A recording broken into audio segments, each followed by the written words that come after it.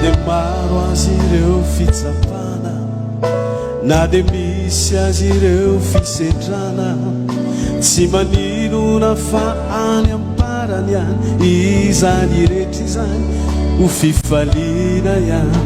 Na dia misy azy ireo fahoriana, na mandalo ady sy fijaliana, tsy maninona fizany rehetra izany, Jesosy no miady ho ahiatrany.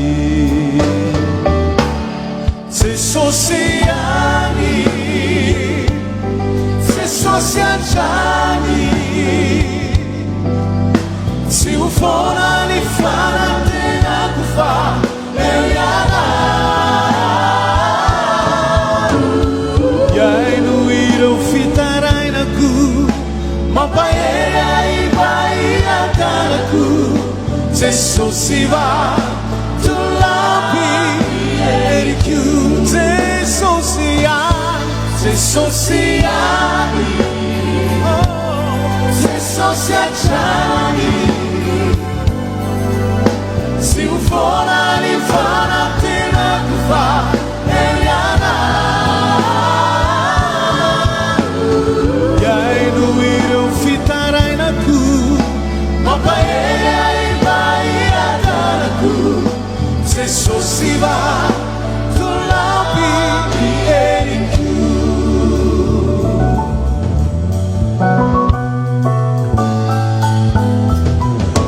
Na dia maro azy ireo fahavalo, reo mikendry maniry ao lavo, tsy maninona fa eo ny tananao zay mampijoroa sy mampandresina.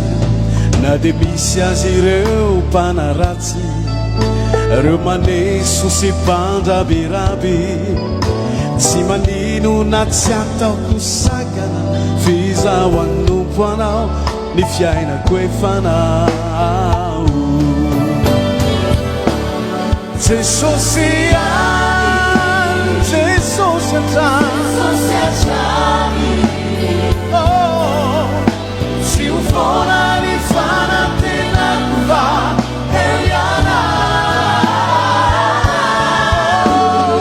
Iay no ireo fitarainako, mampahery iba-iantanako.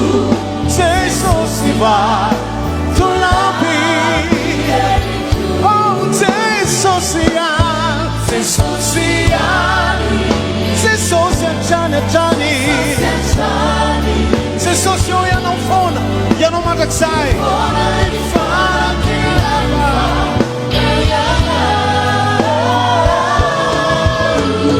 Iay no ireo fitarainako, mampahery iba-iantanako.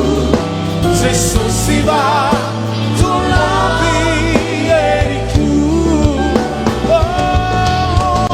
Iay no ireo fitarainako, mampahery iba-iantanako. Jesosy va tolampy eriko. Iay no ireo fitarainako, mampahery iba-iantanako. Jesosy